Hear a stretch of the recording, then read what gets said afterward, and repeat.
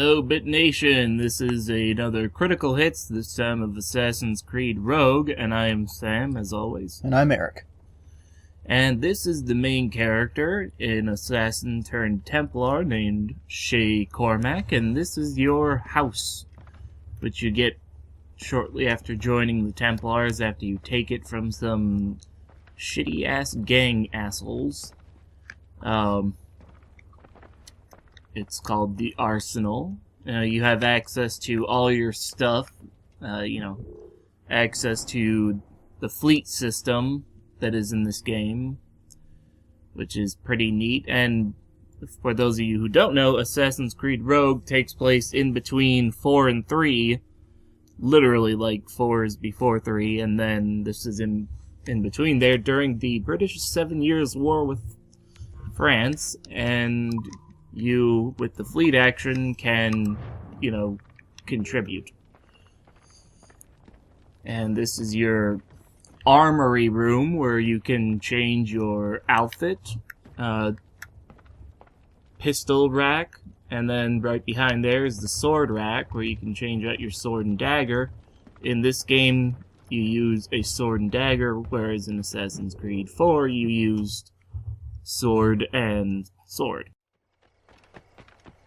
As always, with Assassin's Creed, I would like for the AI to be of a caliber where I'm afraid to get caught by the enemy, but as is with most of these Assassin's Creed games, you are given more than enough time to run away and ample opportunity to, master your combat skills so that you can get out of minor skirmishes if need to by just killing everyone in the area. As far as that's concerned, to me, when a game is called Assassin's Creed Stealth, I would think would take center stage, but in a lot of these, especially in these newer ones, it's more of combat, naval battles, not so much stealth, and that's sort of disappointing to me. But that being said, this kind of scenario where you're using this cool technology to look into the memories of people long since dead is really cool to me. And to top it off, I really enjoy, this is pretty much one of my favorite, if not my favorite, time period of the past. This musket warfare type situation. Very cool. Very cool. And Assassin's Creed, all the intrigue, the double crosses, and also for the first time you're playing as the side that's quote-unquote the evil side, so in this situation you're kind of turning against everything you've come to, hold as dear in this series, And it's very cool to me. Very cool indeed. Ooh, stabbed in the neck. But I'm not nearly as familiar with this series as, say, Sam would be, As I've beaten the first one and barely played any of the others. As you guys know, we've been playing through Assassin's Creed 2 for you guys. And I'm mostly just, an onlooker, making fun of Sam and the game as it goes along. But I'm not gonna make light of the fact that the AI, and the stealth mechanics are kind of meh as far as this is concerned. Shit. That shouldn't take away from your enjoyment of the game. Especially for people who aren't so much into that stealth stuff, I can understand how it can be incredibly annoying and frustrating for most people. So in this situation, it gives you a taste of the stealth, but also, there we go. It allows you to really get your kills in there, get the combat in there. You feel like an invincible assassin, which is really nice. If you'll notice at the edges of the screen, that little thingy, that is eluding me that there is a stalker nearby. This is from Assassin's Creed Revelation, which they brought back. Random enemies dressed as civilians so that they can sneak up on you and hopefully stab and kill you to death. Oh. Which I thought was really nice. This game, they took a lot of elements from a lot of the previous games to throw it all together. And there's the stalker lady. Oh no, she got me, darn it. See, that's how easily it is to die if you're not careful. That's the one thing that I found that they made very different in this game, you can actually die. Like, you know, you're not the super invincible assassin. I mean, like, once you fully upgrade yourself, it's pretty damn hard to die.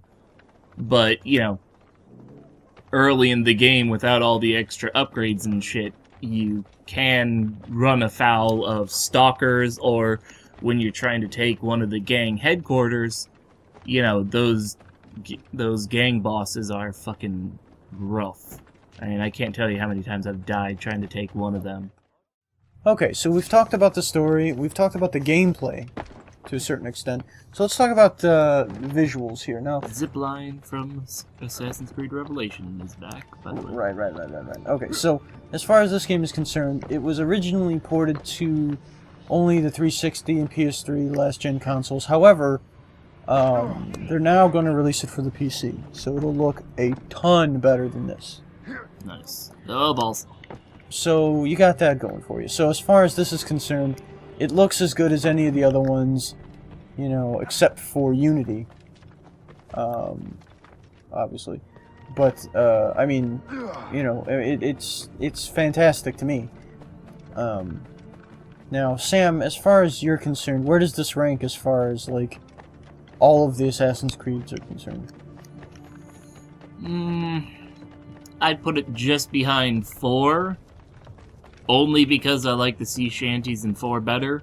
But otherwise, as far as Assassin's Creed games go, I'd say Assassin's Creed Revelations, then Brotherhood, then 4, then this one, and then 3, 2, and then 1. Okay, so it's kind of middle of the pack then. Well, that's towards the top of the pack. I mean, like, I haven't played Unity yet, so I don't know how Unity is, so I'm not going to be able to speak onto it one way or the other than, you know, it looks pretty. But, you know,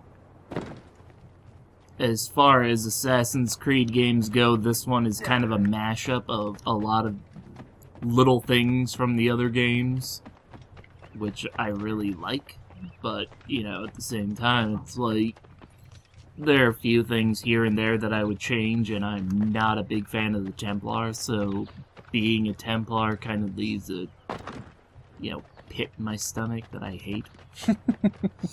Yeah. Well, now as far as the audio is concerned, you got those same, you know, those same songs that they sing, right, while they're out at sea. You got sea shanties. You got the. They have different ones in this one. They got different ones, but I mean, it's still. I don't the know. same... I haven't collected every single sea shanty, so maybe it doesn't matter. old But ones I mean, it's still the same quality. Voice acting is still excellent, right? Yeah. Now let's go over the weapons. As you can see on my back, instead of like a blow dart or anything, I have a air rifle, which has got, you know, your standard sleep, berserk, and a new one, which is a firecracker dart. You know, just creates a little sparkly thing that'll attract guards, which is kind of cool. Then, an attachment on this gun is a grenade launcher. You've got a sleep grenade, a berserk grenade, and then an exploding grenade. As per usual, you've got the guns, smoke bombs, the rope dart that was in the third one, and then, you know, you've got the hidden blades, sword and dagger, and your fists. As far as weapons go, that's all of them. Now let's go over the ship. You know, you got standard ship from like the third or from the fourth one.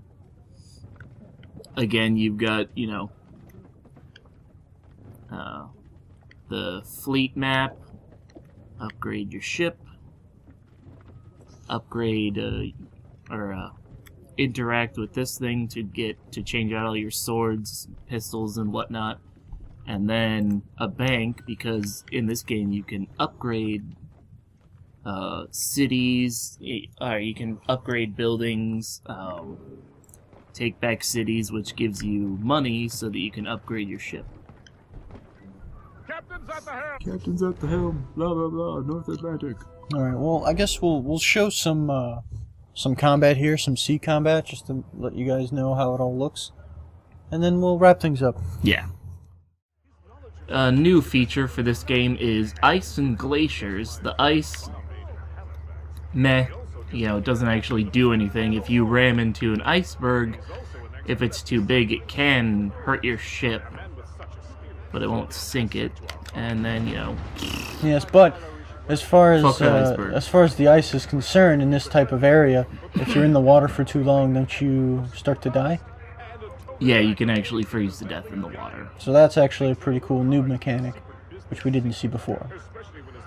As far as weapons go, you've got fire, rather than fire barrels, we've got just oil. You lay some oil behind you and light it on fire. You can lay a track of it, and any ship that goes through that just gets set on fire. You've got your standard, cannons, blah blah blah, mortar, blah blah blah. Ooh, right there. Harpooning is back from the previous game, hunting, but, they've added narwhals and other cold-acquainted creatures for your immersement benefit, which I thought was pretty neat. Again, travel mode, so that you go a little bit faster and you can just listen to your guys in their sea shanties and blah blah blah. How long did it take you to complete this game? I don't know, but that being said,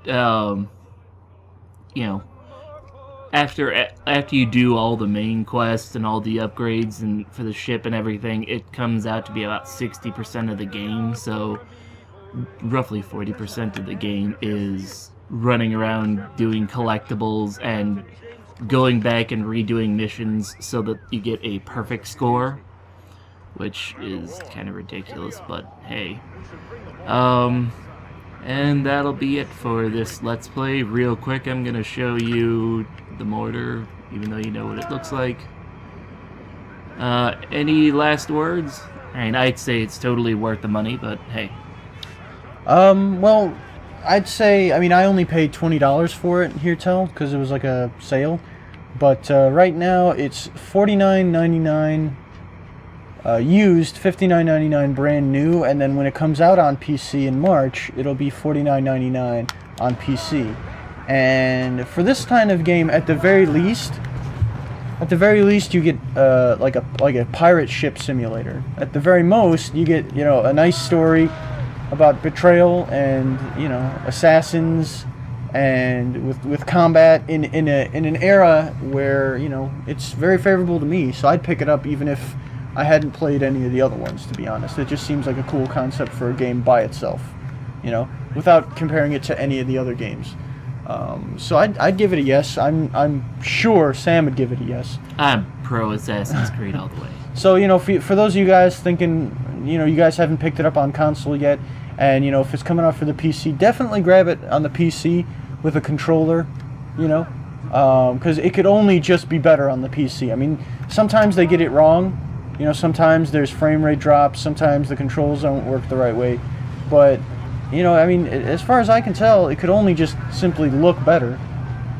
And yeah, so, for all of us here at BitNation, my name's Eric. And Sam. Thank you very much for watching Critical Hits.